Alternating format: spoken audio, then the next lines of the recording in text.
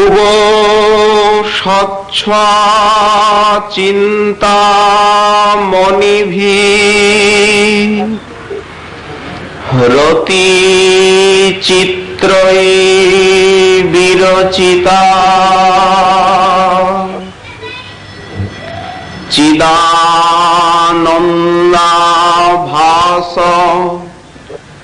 ফলকুসুম পূর্ণ দ্রুমলতা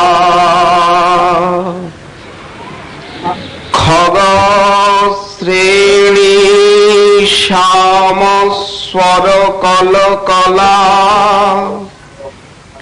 চিদ্রস সরিত সরাংশী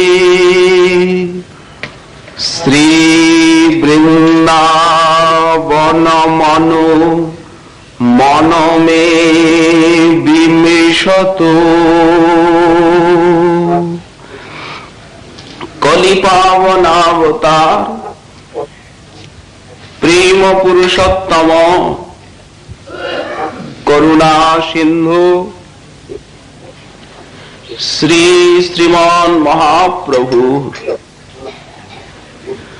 পরম অন্তরঙ্গ প্রিয় পার্ষদবর্য বৃন্দারণ্য নিবাসী শ্রীল প্রবোধানন্দ সরস্বতী চরণ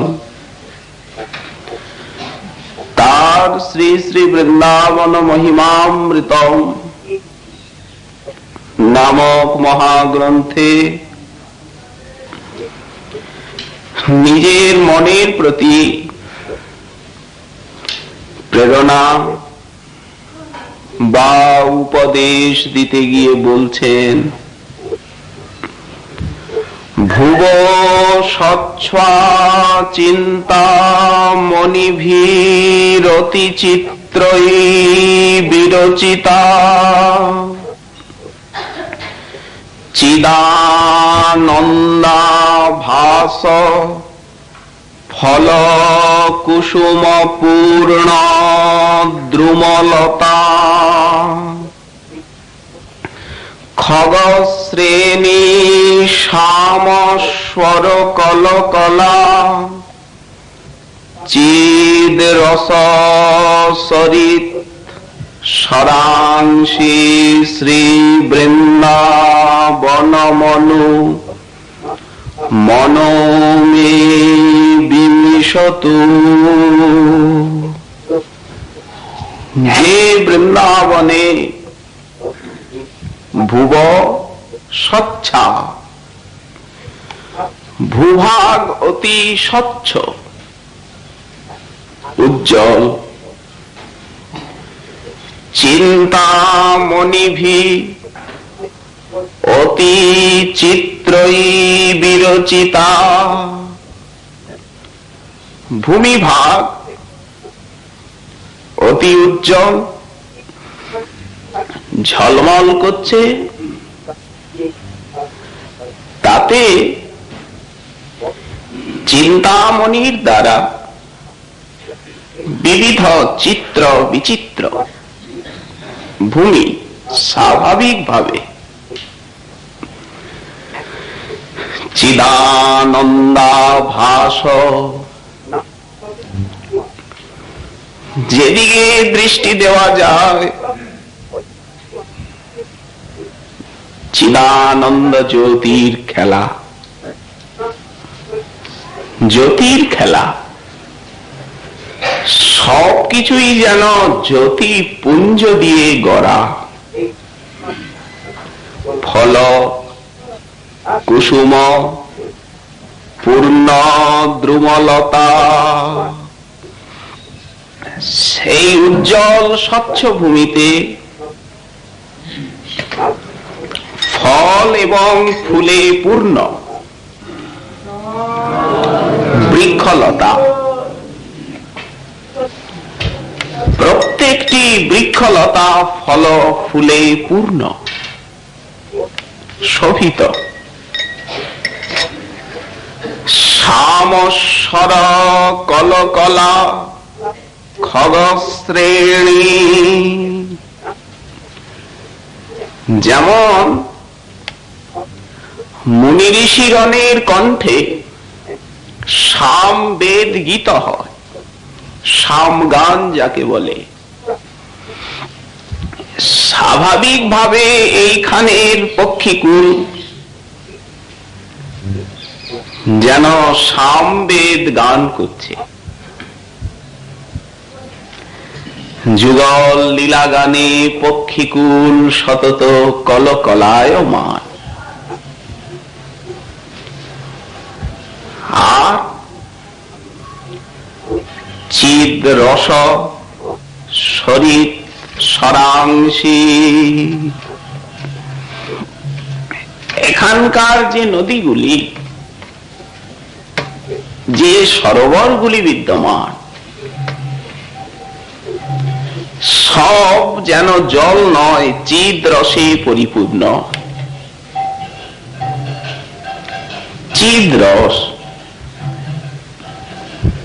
হেমন মে মন, আমার মন বৃন্দাবনম অনু অনু নিরন্তরম। সতত সেই বৃন্দাবন ধামকে বিমৃশতু, চিন্তা করুক, বিচার করুক। শ্রীপাদ বৃন্দাবনের মহিমায় পাগল, বৃন্দাবনের সৌন্দর্য মাধুর্যে তার চিত্ত লুব্ধ। যেমন রাজা রানী কোথায় থাকেন? রাজধানীতে, রাজমহলে। সেখানে গেলে যেমন অবশ্য রাজা রানীর দর্শন মেলে, কৃপা মেলে। রাজধানীতে পড়ে থাকলে দরিদ্র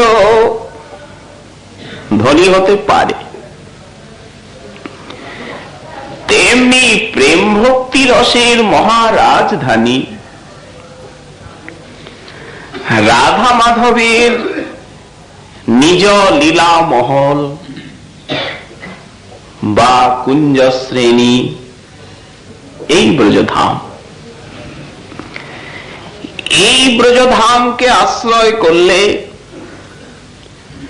বৃন্দাবন চক্রবর্তী শ্রী শ্যামসুন্দর এবং বৃন্দাবন সাম্রাজ্ঞী শ্রী শ্রী বৃষভানুনন্দিনীর কৃপালাভ, সেবালাভ, লীলানুভূতি সবই সম্ভব। অসম্ভব সম্ভব স্থানের গুণে। স্থান কাল পাত্র আছে না, এক তো মহাপ্রভুর যুগ, এই বস্তুই আমাদের সাধ্য সাধনার বিষয়। স্বভাবত বৃন্দাবনকে কেউ জানতেন না। মহাপ্রভু নিজে বৃন্দাবন ধামকে প্রকাশ করলেন, রূপ সনাতনকে আজ্ঞা দিয়ে ব্রজে পাঠালে। সেখানে গিয়ে নিবাস করবে, লুপ্ত তীর্থ উদ্ধার করবে, কৃষ্ণ সেবা প্রবর্তন করবে, রসময়ী ভক্তি প্রচার করবে, আর কৃষ্ণ লীলা বিষয়ক গ্রন্থ রচনা করবে। স্বাভাবিক সহজ সরল বৈরাগ্যপুত জীবন জগৎকে দেখাবে। তারা তাই করলেন। বৃন্দাবনীয়াং রসকেলি বার্তাম, এই যে বার্তা, কালে ন লুপ্তাম, ব্রহ্মার একদিনে সেই পূর্ব কলিতে দেওয়া হয়েছিল, দীর্ঘদিনে সে বার্তা জগতের বুকের থেকে মুছে গিয়েছিল, কেউ জানতেন না। সেই বিষয়কেই প্রকাশ করতে প্রভু শক্তি সঞ্চার করলেন পার্ষদগণে। ইনি যেভাবে বৃন্দাবন মহিমা সিন্ধুতে সন্তরণ করছেন, পুরাণ এইভাবে বলেননি। শ্রীমদ রূপ গোস্বামী পাদের প্রতি মহাপ্রভুর আজ্ঞা ছিল ব্রজধামের মহিমা প্রচার সংগ্রহ। সেই প্রসঙ্গে তিনি নানা পুরাণের থেকে খুঁটে খুঁটে চয়ন করে একখানি পুস্তিকা রচনা করেছিলেন, যার নাম মথুরা মাহাত্ম্যম, পুরাণ বাণীর সংগ্রহ। কিন্তু তাতে তাদের হৃদয় ভরেনি। পুরাণে যে বর্ণনা আছে তা সংক্ষিপ্ত, ব্যাসের কলমের থেকেও রূপ সনাতন প্রবোধানন্দের কলম আরো আস্বাদ্য, আরো মাধুর্যপূর্ণ। এদের ভিতরে কবিত্ব শক্তির আরো সমধিক প্রকাশ, অনুভূতির। কি করে সম্ভব? বললেন ব্যাস সুখ ভগবানের অবতার হতে পারেন বেদব্যাস, ব্যাসায় বিষ্ণু রূপায় ব্যাস রূপায় বিষ্ণবে। ঠিকই, সাক্ষাৎ ব্যাসদেবকে বিষ্ণু বলেই স্তুতি করা হয়েছে। অচতুর্বদন ব্রহ্মা দিবাহুরপর হরি অভালোচন শম্ভু ভগবান বাদরায়ণ। কিন্তু রূপ রঘুনাথ সাক্ষাৎ রাধারানীর সেই ব্রজনিকুঞ্জের নিত্য কিঙ্করী। এরা যেমন যুগল মাধুরী, যুগল লীলা, বৃন্দাবনের মহিমা বলেছেন। ব্যাসের কলম সেখানে স্তম্ভিত, সুখের বাণী দাঁড়িয়ে গেছে, এগোতে পারেনি। উপনিষদের গতি রুদ্ধ হয়ে গেছে। ইনি বলেছেন, এত রহস্যময় সেই বস্তু শ্রুতি মাতাগণ দেখছেন, বলতে পারছেন না। ব্রহ্মা স্বয়ংই বললেন, হে নন্দনন্দন, হে ব্রজজন লোচনানন্দ মুকুন্দ, তোমার চরণের একটা রেণুকণা শ্রুতিভি বিমৃগ্যম। শ্রুতিভি বহু বচন আছে। শ্রুতিগণ তোমার চরণের একটি রেণুকণার অন্বেষণ করে। যার চরণ রেণুকণারই মহিমা শ্রুতিগণ অন্বেষণ করে, সাক্ষাৎ আমি বেদগর্ভ, আমার বুদ্ধি হারিয়ে গেল। কি বলবো? জানন্ত এইব জানন্তু কিং বহুক্তা নমে প্রভু। হে প্রভু, যারা তোমার মহিমা জানেন তারা জানুন, আমি হার মানলাম, আমি জানি না। কায় মন বচনে তোমার মহিমা আমার অগোচর। শ্রুতি ব্রহ্মা ব্যাস সুখ তাদেরই এই অবস্থা। কই উনি ভাগবতে রাধা নাম নিতে পারলেন কোথায়? ঢেকে বললেন। যারা ঢেকে বলেছেন পুরাণ, সুখ ব্যাস, নারদাদি মুনিগণ, সনক সনাতন আদি, এনারা এত করুণ, সব খুলে বলে দিয়েছেন। অনুভূতির সম্পত্তি এত খোলাভাবে বলা যায়, যা অনুভব করেছেন সেই অনুভবের সম্পত্তিটি লেখনীর মধ্যে দিয়ে জগতে রেখে গেছেন আমাদেরই জন্য। পূর্ব শ্লোকে বললেন, বৃন্দাবন মাং অমোহয়ৎ, বৃন্দাবন আমায় মোহিত করে ফেলেছে, আমি বুদ্ধি হারা, বিচার হারা, পাগল হয়ে গেছি। যে বৃন্দাবনে দিব্য অনেক বিচিত্র পুষ্প ফল তদবল্লী তরুণাং ততি, এই গ্রন্থে উনি বারবার বৃন্দাবনের শোভা বর্ণন করেছেন। বৃক্ষ, লতা, পশু, পক্ষী, ভূমি, নদী, পর্বত, ভ্রমর, কোকিল, এদের কথা বারবার বারবার বলছে।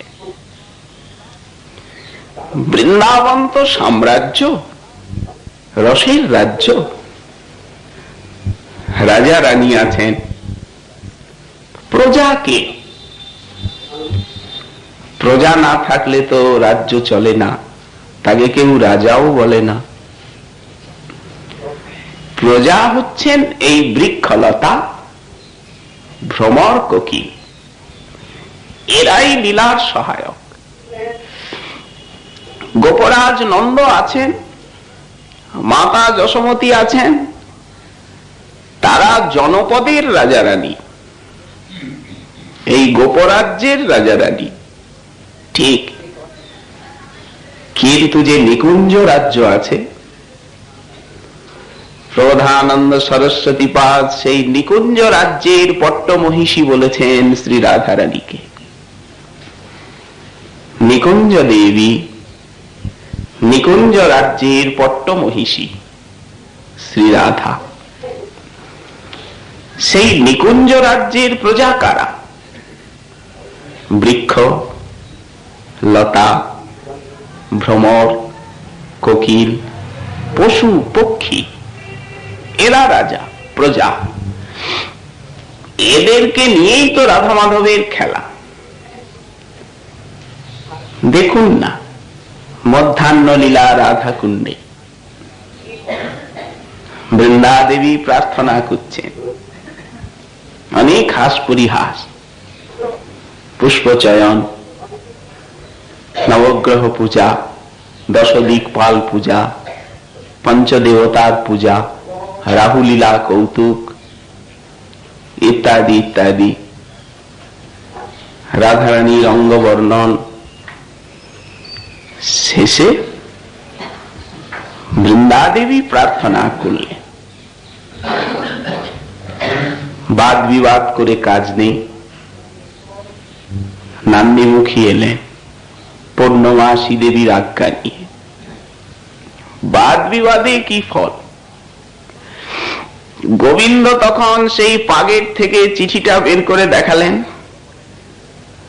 কমলপত্রে লেখা, বৃন্দাবনের সার্বভৌম স্মর চক্রবর্তীর আদেশ, বিবাদ করো না, মিলেমিশে রাজত্ব পালন করো। বৃন্দা দেবী প্রার্থনা করছেন, হে বৃন্দাবনেশ্বর, হে বৃন্দাবনেশ্বরী, মাধব বিভবে বৃন্দাবনের কেমন শোভা, এই কুণ্ডারণ্য কিভাবে নিজেকে সাজিয়ে রেখেছে, তোমরা যদি দর্শন না করো তো এদের এত সাজসজ্জা সব ব্যর্থ হয়ে যায়। প্রভু যদি ভৃত্যের কাজটা না দেখেন তাহলে ভৃত্যের মনটা কেমন করে? এত পরিশ্রম করে করলাম, উনি তাকালেনই না। তো মাধব বিভবে বিভবান্বিত যে বৃন্দাবন, এই কুণ্ডারণ্য ষড়ঋতু বন, যুগ্ম ঋতু বন শোভা পাচ্ছে। যদি তোমরা বিলোকন না করো তাহলে বৃন্দাটবী এই যে কত ভাবে নিজেকে সাজিয়ে রেখেছেন, এ সাজা ব্যর্থ হয়ে যায়। ইতিপূর্বে যখন বৃন্দা দেবী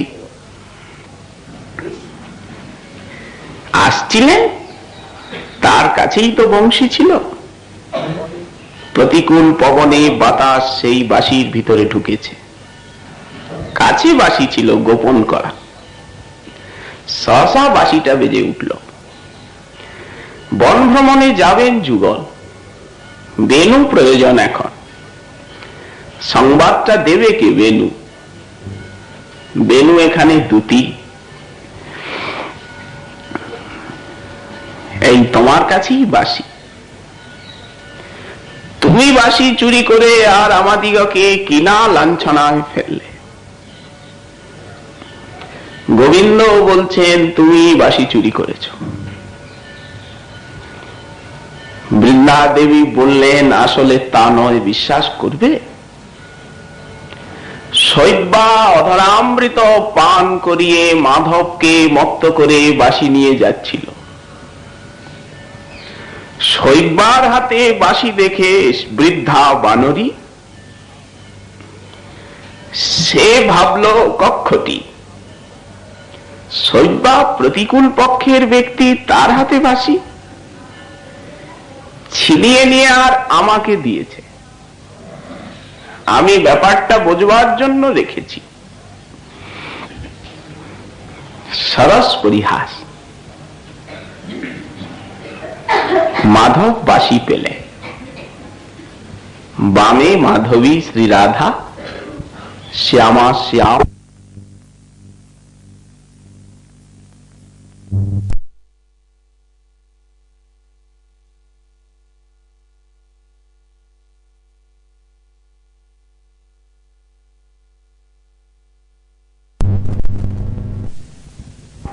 স্থাবর জঙ্গম পশু পক্ষী অস্পন্দনং গতিমতাং পুলকস্তরূণাম নির্যোগ পাশকৃত লক্ষণয়োর বিচিত্রম।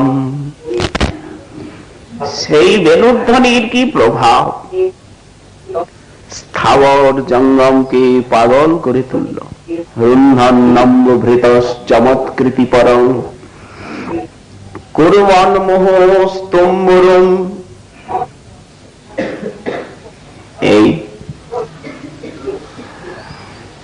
প্রজা সব রাধা মাধব যাচ্ছেন বনভূমির মধ্যে দিয়ে। বৃক্ষলতার চেষ্টা, প্রত্যেকটি বৃক্ষলতার চেষ্টা প্রকাশ করছে। ওরা কথা বলতে না জানলেও বুক ভরা প্রেম।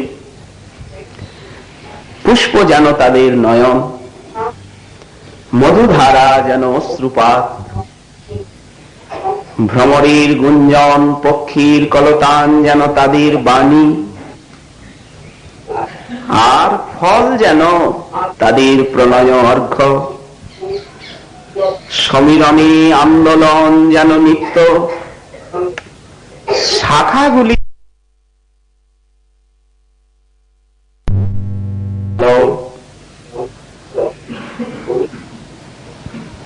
মানুষের মতোই তারা যুগলের সেবার জন্য ব্যাকুল। ভাবগ্রাহী রাধা মাধব তাদের ভাব বুঝতে পারে। থেমে থেমে চলে, প্রতি বৃক্ষের তলায় দাঁড়িয়ে দাঁড়িয়ে আনন্দ ছলে প্রতি বৃক্ষের প্রতি লতার কুসুম চয়ন করতে করতে, স্নিগ্ধ নিবিড় পরশ দিতে দিতে, ফলভারে অবনত শাখ হয়ে তারা প্রণাম করে।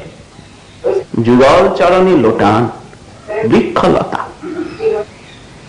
মানুষের মতোই তাদের সেবার পরিপাটি। প্রমাণ কোথায়? এখানের বৃক্ষলতা যে সখীর মতো, সখার মতোই রাধা মাধবের সেবা করেন, প্রমাণ কই? শ্রীমদ্ ভাগবতী শুকবচন, যেদিন পৌগণ্ড লীলা প্রারম্ভ, ধেনুকাসুর বধ প্রসঙ্গ, দশমের পঞ্চদশ অধ্যায়। ততশ্চ পৌগণ্ড বয়শ্রিত ব্রজে, শ্যাম পৌগণ্ড বয়স প্রাপ্ত হলেন। বয়শ্রিত ব্রজে বহুবতু তৌ পশুপাল সম্মত। কৃষ্ণ বলরাম এখন পশুচারণের সম্যক উপযুক্ত হলেন। এতদিন তো নন্দীশ্বরের অন্তিকে দূরে যাননি বৎসচারণ, এখন দূরে।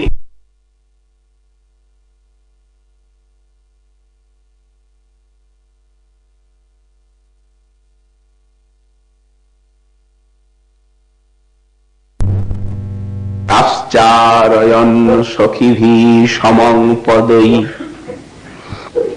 সখাগণের সঙ্গে গাভীচারণ করতে করতে এখন গোপাল হলেন। গাশ্চারয়ন সখীভি সমং পদৈ,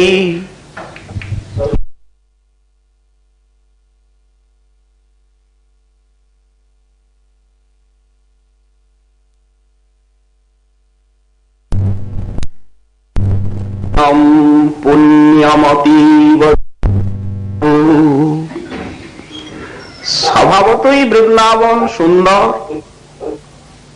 অতি মহত্বপূর্ণ স্থান, কিন্তু অধুনা রাম কানাইয়ের চরণ চিহ্নে বৃন্দাবন অতি পুণ্যময় ভূমি হল। গাশ্চারয়ন সখীভি সমং পদৈ, বৃন্দাবনং পুণ্যম। পুণ্যময় হয়ে গেল বৃন্দাবনের ভূমি। আহা, সর্বত্র রামকৃষ্ণের চরণ চিহ্ন শোভা পাচ্ছে, আজও পাচ্ছে। শরীচ্ছৈল বনদ্দেশান মুকুন্দ পদভূষিতান। মুকুন্দ পদভূষিত, এখানকার শরীর শৈল বনশ্রেণী সবকিছু। তারপরেই সুকমণি বন্দন করছে। বলদেব চন্দ্রকে শুনিয়ে স্বয়ং শ্রীকৃষ্ণ বৃক্ষলতার চেষ্টা বর্ণন করছে। ইনি এখানে বলবেন, দাদা দেখছ বৃক্ষগুলি কেমন ফলভারী অবনত, মনে হচ্ছে মস্তকে ফল নিয়ে যেন প্রণাম করছে। ঝুঁকে আছে ফলভারে, গুণবন্ত জন আর ফলবান বৃক্ষ। নম্রতা তো তাদের স্বাভাবিক ভূষণ, ফল দিচ্ছে। দাদা ময়ূরগুলি কেমন নাচছে দেখো তো, এরা বনবাসী পাখি, এত ভদ্রতা শিখলো কোথার থেকে? অতিথি এলে যে তাকে এই প্রকার আপ্যায়ন করতে হয়, এই সৌজন্য বা ভদ্রতা এরা পাখি হয়ে শিখলো কিভাবে, কার কাছে? আমরা বনে এসেছি, আমাদেরকে দেখে দেখো ময়ূরগুলি কেমন পেখম তুলে নির্ভয়ে নাচছে। গৌরিন্দ বেণু মনুমত্ত ময়ূর নিত্যম, এক বৃন্দাবনের অলৌকিক বিভূতি। দাদা দেখছ কোকিলগুলি কেমন শব্দ করছে? ধন্যা বনৌকশয়ান, এরা যে বনৌকশ, বনবাসী কিন্তু সাধু, স্বভাবেই বোঝা যাচ্ছে। ধন্যা বনৌকশয়ান হি শতাং নিসর্গ, নিজে গোবিন্দ বলছে। দেখো দেখো ভ্রমরগুলি কেমন গুঞ্জার করছে, রাশি রাশি ভ্রমর, ঠিক যেন হচ্ছে, মনে হচ্ছে রতিপতির বীণা, যেন বীণা বাজছে, জয়মঙ্গল ধ্বনি। আমার মনে হয় কি জানো দাদা, এরা মুনি, মুনিরাই তো সর্বদা স্তুতি করে, স্তুতি করা মুনিদের স্বভাব। এই জন্য তুমি এখানে গূঢ় রূপে আছো, ওরা নিজের ইষ্ট দেবতাকে চিনে ফেলেছে। বলদেবকে বলছে ওরা তো মুনি, মুনি তো এখানে ভ্রমর হয়ে এসে জন্মেছে, তুমিও নরাকার নিয়ে খেলা করছো গোপ সেজে, কিন্তু তোমায় চিনে ফেলেছে। এই গূঢ়ং বনেশ্বনজহাত অনঘাত্মদৈবম, এরা আত্মদেবতাকে ত্যাগ করতে পারেনি হে অনঘ, নিষ্পাপ মুনি এরা। ধন্যে অমদ্য ধরণী ইয়ম ধরণী অদ্য ধন্যা, গোবিন্দ নিজে বলছে এই ব্রজবসুন্ধরা, ব্রজবসুন্ধরা ধন্যা। ধন্যে অমদ্য ধরণী তৃণবিরুধস্ত, এখানকার তৃণ বিরুধ গুল্ম এরা ধন্য। পাদস্পৃশ, তুমি তো হাঁটছো দাদা ঘাসের উপর পা দিয়ে, আহা তোমার চরণের কত শোভা, লাল হয়ে যাচ্ছে ভূমিটা। যখন রাধা মাধব হাঁটেন বৃন্দাবনের বনে, স্বচ্ছ উজ্জ্বল দর্পণের মতো ভূমি ঝলমল ঝলমল করে, যেন মনে হয় আকাশের চাঁদ সূর্য নেমে বিগলিত হয়ে ভূমি রূপে খেলা করছে। স্বচ্ছ দর্পণের মতো ভূমি, নানা প্রাকৃতিক ভাবেই চিত্র বিচিত্রিত। যখন পদন্যাস করতে যান তখন সারা ভূতল লাল হয়ে যায়। রাধারানী যখন ভূমিতে চরণ দেন, মনে হয় সারা ভূমিটা লাল, অরুণীকৃত ভূতলা ওই চরণের ছটায় ঝলমল করতে থাকে।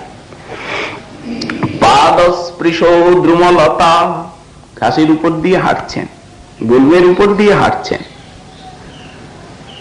তোমার চরণস্পর্শী গুল্ম বিরুধ তৃণ এগুলো ধন্য হয়ে যাচ্ছে। সাধে কি উদ্ধব এখানে তৃণ হতে চেয়েছেন? সাধে চাননি যুগল চরণে স্পর্শ পাবে। আমি যদি বৃন্দাবনে একটা তৃণ হয়ে জন্মাই, তো যুগল যখন হাঁটবেন আমার উপরে পা দিয়ে তো হাঁটবেন। বিধি যদি গুল্মলতা করিতেন আমায় কুঞ্জবনে, প্যারি মাধব সনে দাঁড়াতেন আমার উপরে। বিলাশ্রমে ঘর্মাক্ত হতেন যুগল, সেই ঘাম চুইয়ে পড়তো আমার উপরে।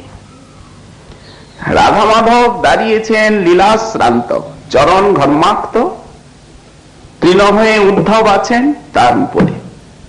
ঘামটা লাগলো কোথায়? ঘর্ম ওই তৃণের উপরে।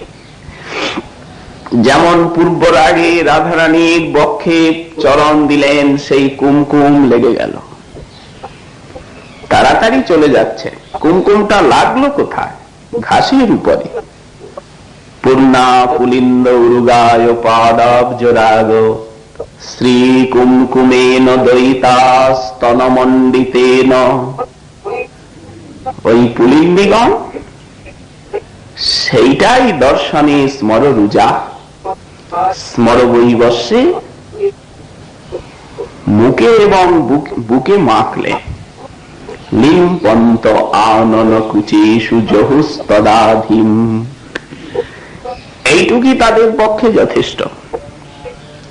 তো বৃন্দাবনের যদি একটা তৃণ হওয়া যায়, রাধারানীর বুকের কুমকুম গোবিন্দের চরণে লাগলো, সেই কুমকুমে ভূষিত হলো বৃন্দাবনের তৃণ।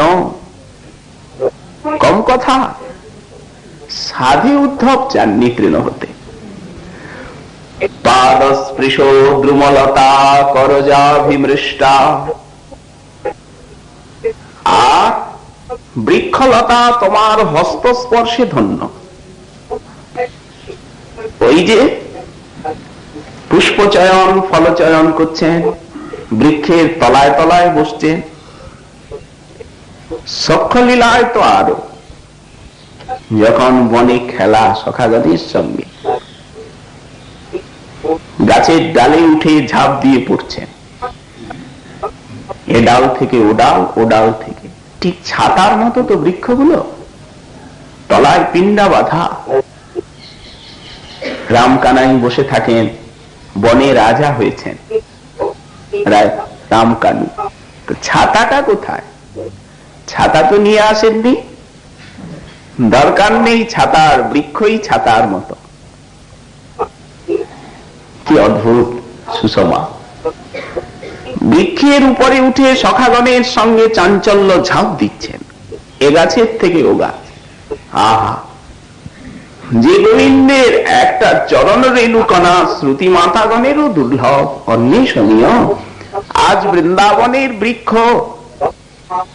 গোবিন্দের চরণকে পেয়েছে নিজ অঙ্গে। সখ্যলীলায় শুকমুনি বর্ণনা করেছেন, খেলতে খেলতে শ্রান্ত ক্লান্ত সখাগণ নব নব পল্লবে সেজ বিছাবল, তাড়াতাড়ি কচি কচি কিশলয় দলগুলো ছিঁড়ে এনে আর পল্লবীর সজ্জা।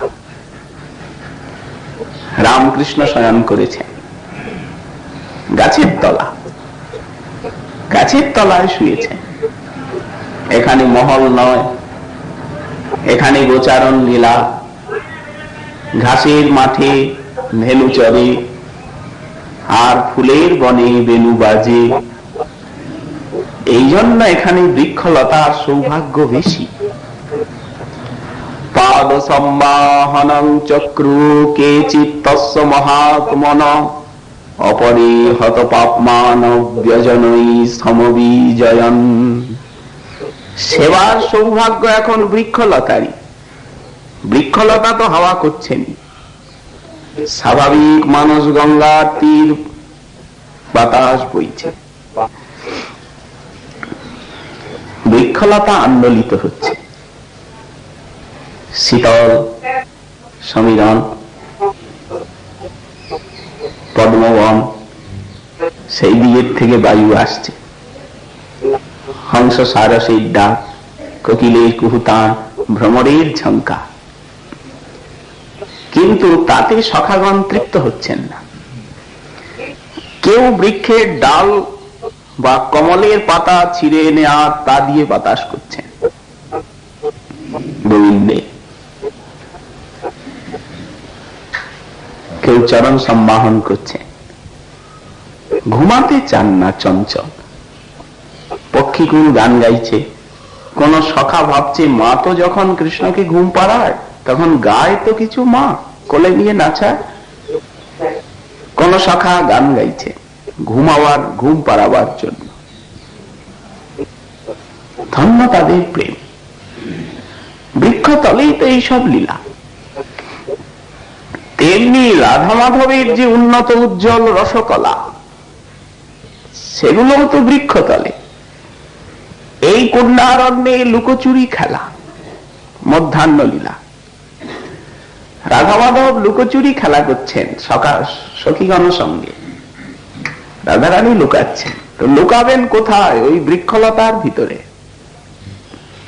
সামান্বেষণ করছেন, নিবিড় ভাবে দর্শন স্পর্শন সেবা সৌভাগ্য পাচ্ছে বৃক্ষলতা। তুমি কি করে জানলে যে আমি এখানে লুকিয়েছি? কোন সখী নিশ্চয়ই বলে দিয়েছে, তা না হলে তোমার ক্ষমতা নেই তুমি আমাকে ধরতে পারো। সত্যি কথা বলো। মাধব বললেন রাধে, কোন সখী বলেনি, তবে আমি যখন খুঁজতে খুঁজতে হয়রান হয়ে গেলাম, এ খেলা খেললাম কেন? সহসা দেখছি একটা লতা পড়ে গেল, একদিকে একটা লতা পড়ে গেল। লতা যেন আমায় বলল যে শ্যাম কাঁদছ কেন, এই পথে গেছে নিশ্চয়ই। সহসা লতাটা এলিয়ে পড়লো ওই পথের উপরে। আমি ভাবলাম লতা তো তোমার সখী, রাধারানীও মনে করেন লতা আমার সখী, শ্যামও বলেন লতা তো তোমার সখী, এই জন্য আমার বেদনা দেখে পথটা দেখিয়ে দিল। দু চার পা এগিয়েছি আর তুমি। স্বামিনীর মুখে হাসি ফুটলো, ঠিক বলেছি আমি, আমার কোন সখী যদি না দেখিয়ে দেয়, তোমার ক্ষমতা আছে তুমি আমায় পাও।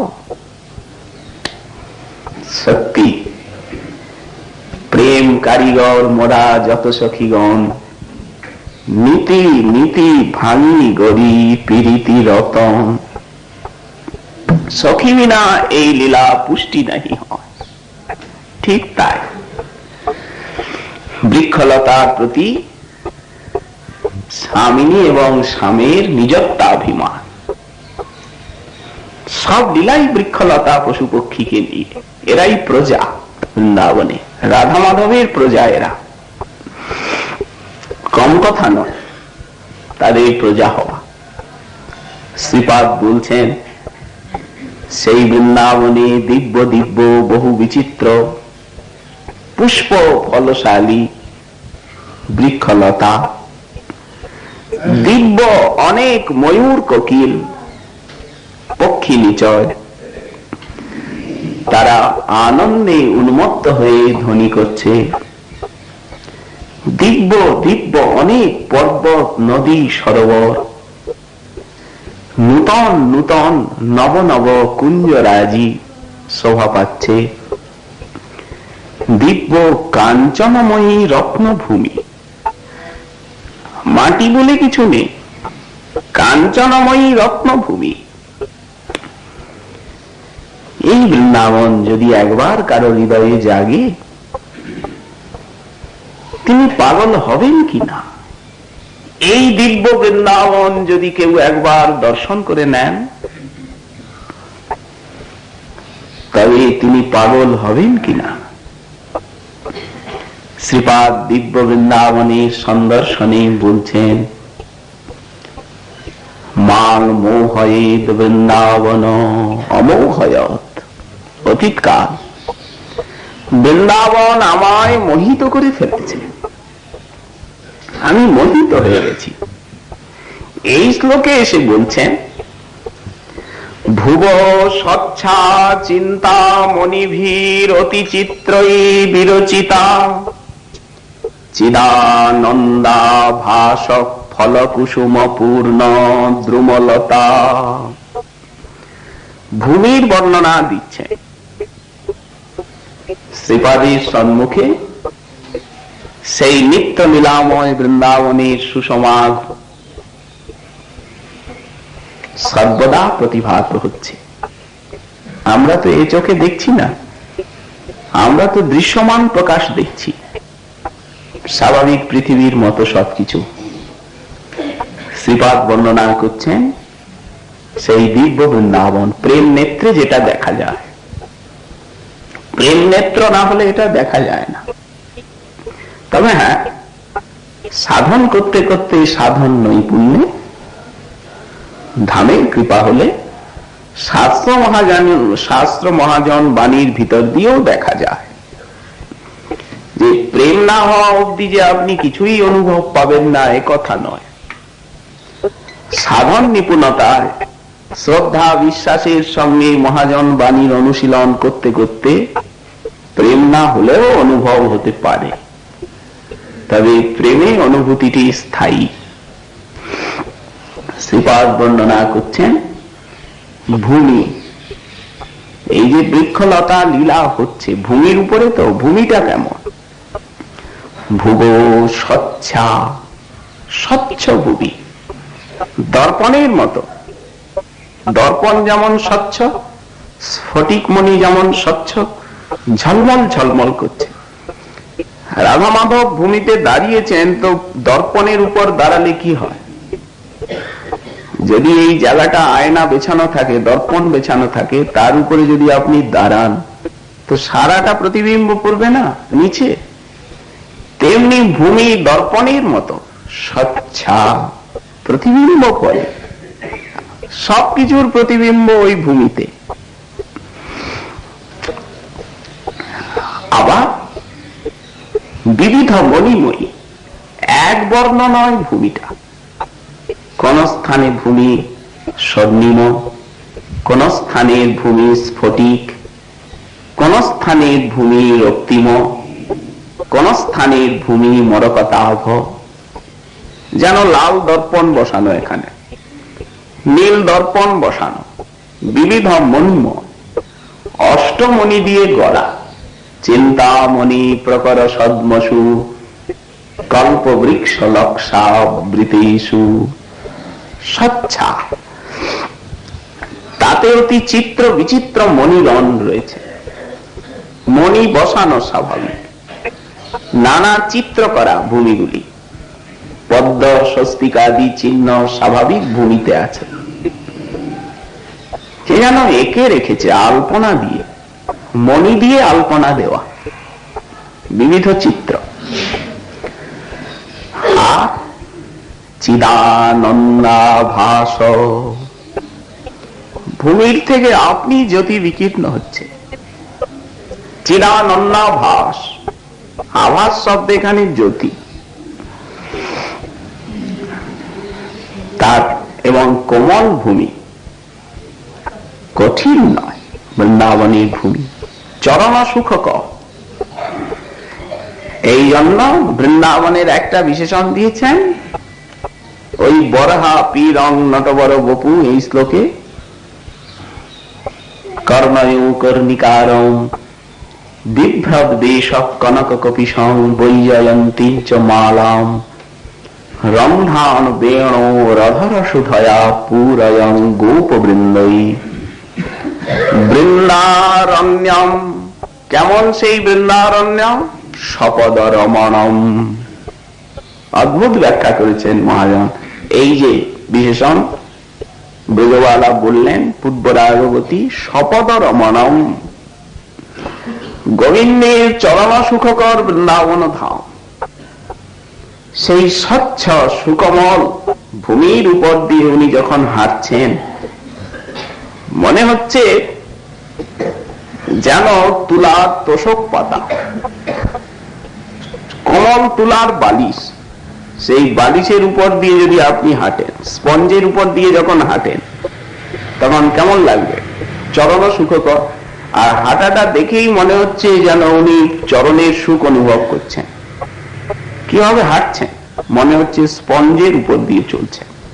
সপদ রমণম, সেই হাঁটাটা দেখে বৃন্দাবনের বিশেষণ দিলেন ব্রজবালা সপদ রমণম।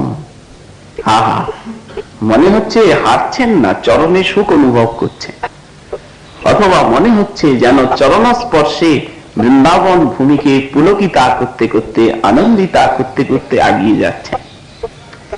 সপদ রমণম প্রাবিশদ গীত কীর্তি।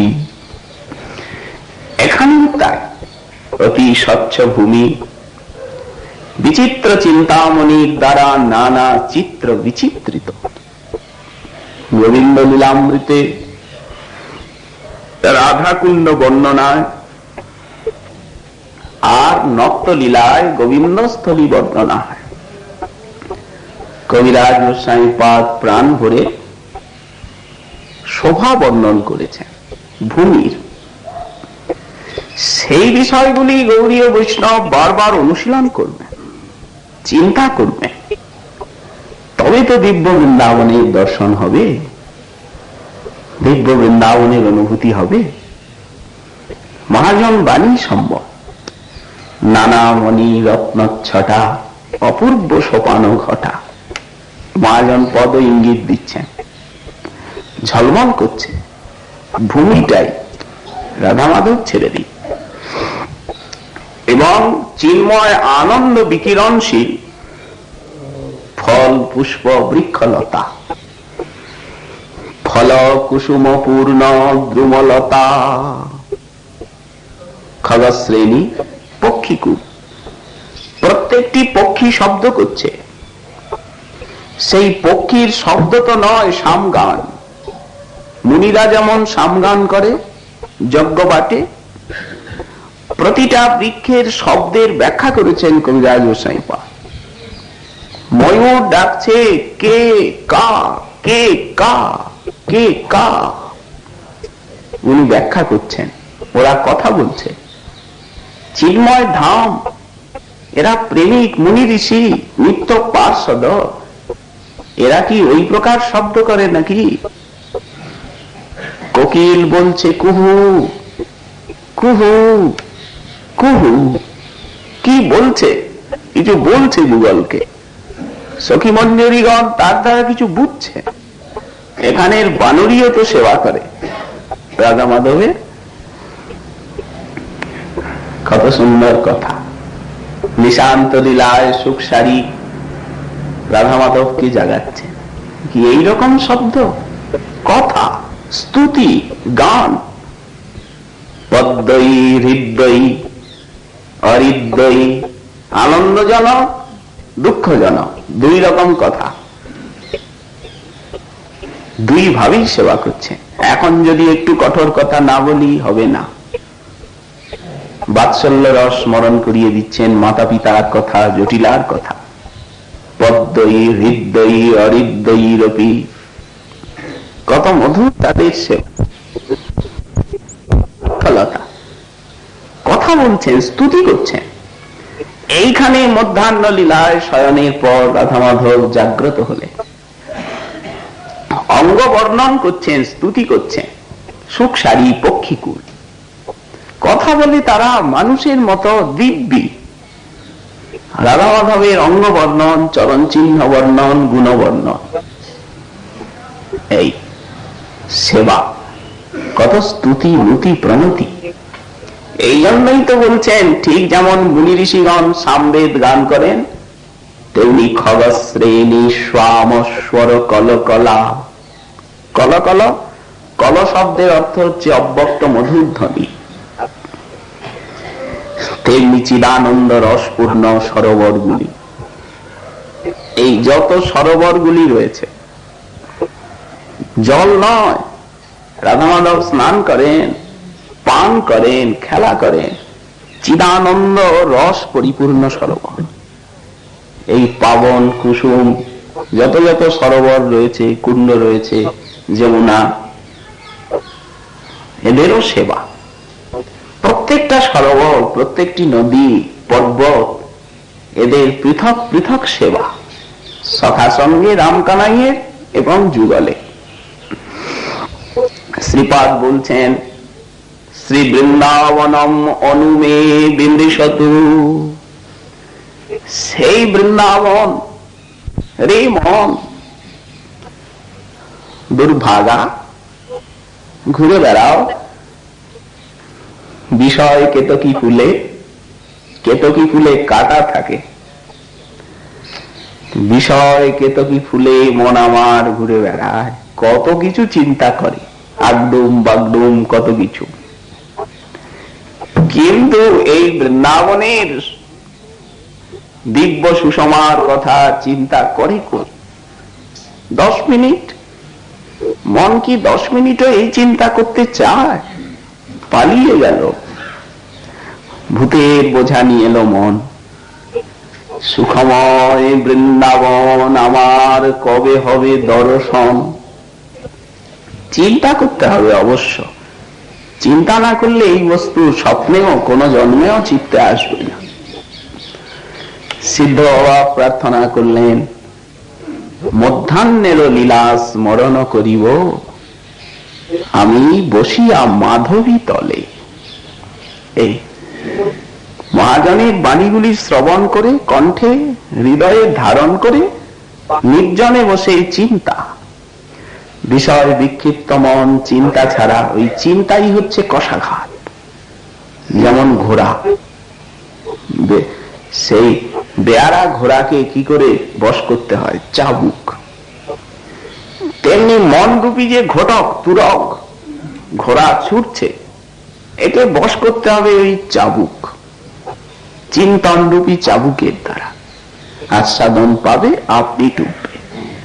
শ্রীপাদ বলে চলেছেন, আমার মন সতত বৃন্দাবনের এই শোভাকে চিন্তা করুক, চিন্তার মধ্যে পাক আগে বৃন্দাবনকে, তারপর তো সাক্ষাৎ প্রেম হবে।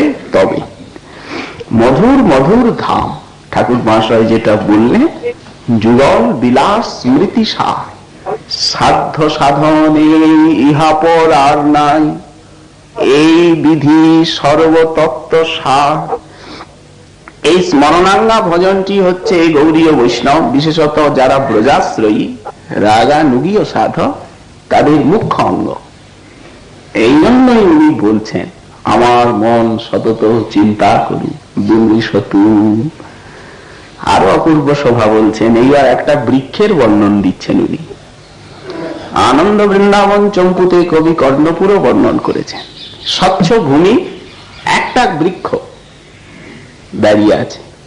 কেমন সেই বৃক্ষটা বর্ণন করছেন শ্রীপাদ। শ্রী শ্রী রাধা গোপীনাথ জীবন কৃপা হলে আগামীকাল আবার এই বিষয়ে আস্বাদনের আকাঙ্ক্ষা রইল। আজকে আমাদের ভাগবতী কথার এইখানেই বিশ্রাম।